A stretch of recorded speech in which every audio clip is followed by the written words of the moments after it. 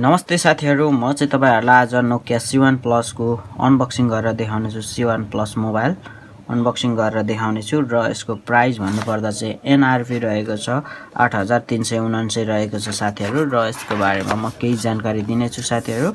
यो मोडलमा रहेको छ साथीहरु Android 10 Go एडिसन भनेर लेखिएको छ। ब्याट्री भनेको चाहिँ 2500 mAh को रहेको छ ब्याट्री साथीहरु र ल त साथीहरु म यसलाई अनबक्सिङ गर्न गइरहेको छु। हामीले अनबक्सिङ गर्नको लागि चाहिँ यहाँबाट दुईटा यो खोल्नु पर्ने हुन्छ। टेबलेट हालिएको छ यो गरे मैले र साथीहरु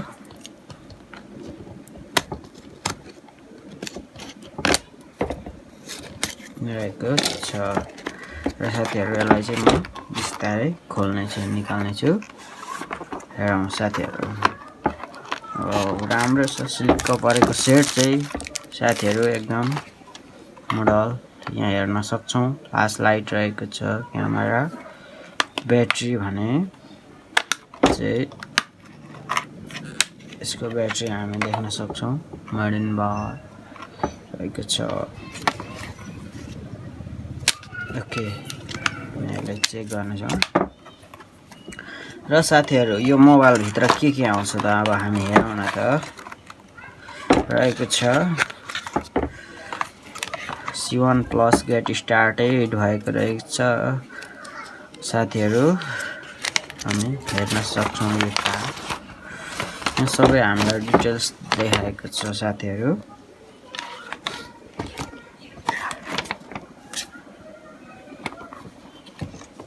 USB टाइप C हैन भनेर यहाँ चाहिँ देखाएको छ। USB माइक्रो B भनेर लेखिरहेको छ। हामी हेर्न सक्छौं साथीहरु, तपाईहरुले यहाँ सम्पूर्ण लेखिएको छ। यसको बारेमा पनि म्याक्सिमम ट्रान्समिटर पावर भनेर यहाँ देखाइएको छ साथीहरु। सर्टिफिकेट इन्फर्मेसन अरु के छ त Nokia product and safety info भनेको छ यहाँ ग्लोबल। यसका बारेमा पनि हामी हेर्न सक्छौं साथीहरु। यो खासै कसैले पढ्दैन र मैले पनि यसलाई यता राखे। अब यहाँ त ओहो यसमा त चार इयरफोन पनि आउँदो रहेछ। अहिलेको सेटहरुमा खासै इयरफोन आउँदैन तर यो नोकियामा चाहिँ एकदम नोकिया कम्पनीकै भनेर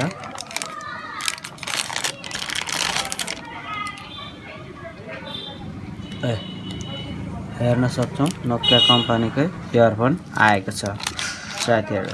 यो C1 मा चाहिँ आउँदै रहेछ इयरफोन पनि, मलाई पनि थाहा थिएन। इयरफोन पनि आउँदो रहेछ साथीहरु।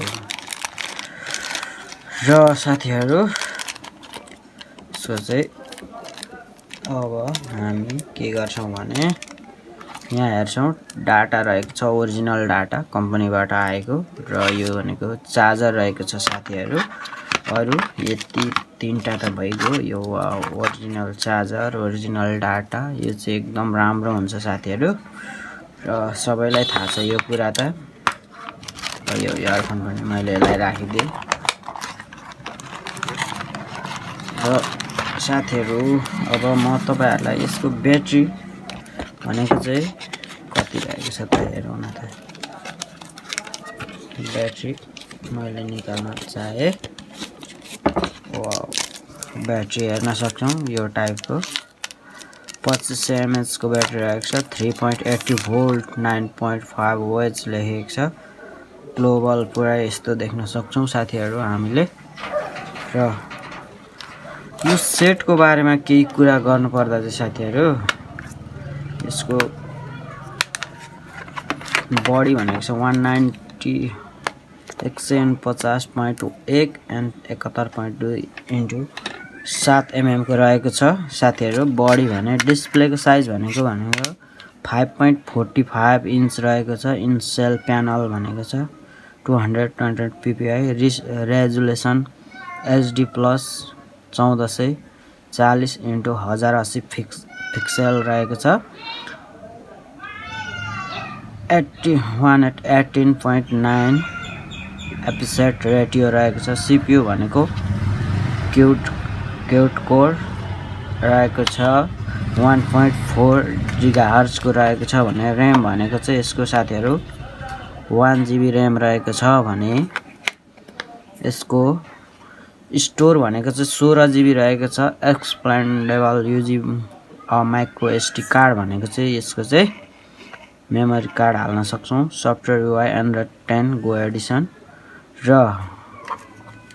रियर क्यामेरा भनेको चाहिँ साथीहरू 5 मेगापिक्सल लेन्स र LED फ्ल्यास रहेको छ भने त्यस्तै फ्रन्ट क्यामेरा पनि 5 megapixel lens and LED flash भनेर भनेको छ। सेक्युरिटीमा चाहिँ यसको फेस अनलक पनि रहेको छ साथीहरू र अडियोमा चाहिँ हामी यसलाई 3.5 mm हेडफोन ज्याक अडियो रहेको छ।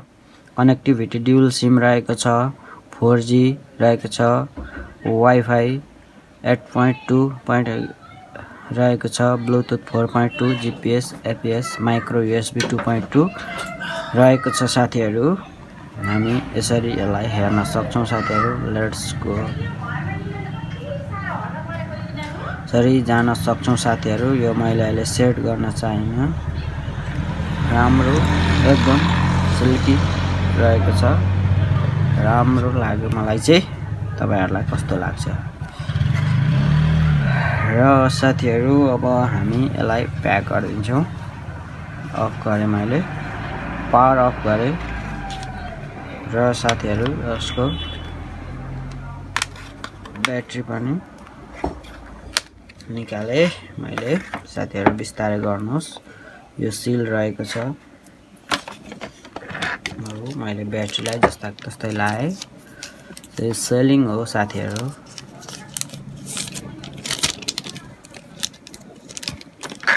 रहेको छ यसलाई बिस्तारै। वाउ दामी छ। र ब्याट्री हामी यही लगाइदिउँ यसको सतै।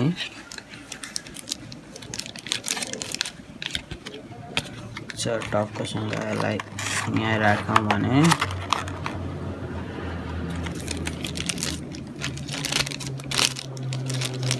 हामी जस्ताको त्यस्तै सेटलाई राखिदिन्छौँ। र साथीहरू हामीले अनबक्सिङ पनि गरिसकेका छौँ। सेट कस्तो रहेछ भने हामी यहाँ पनि डिटेल्स हेर्न सक्छौँ। रेड एनपी भनेको छ made in China. C1 plus TA 1314 DS भनेको छ। DS भनेको चाहिँ डबल सिम हो। सबैलाई थाहा छ होला साथीहरू। र मैले चाहिँ यसलाई सिल गरिदिएँ। अहिले प्याक गरिदिएँ साथीहरू। हस्त धन्यवाद साथीहरू।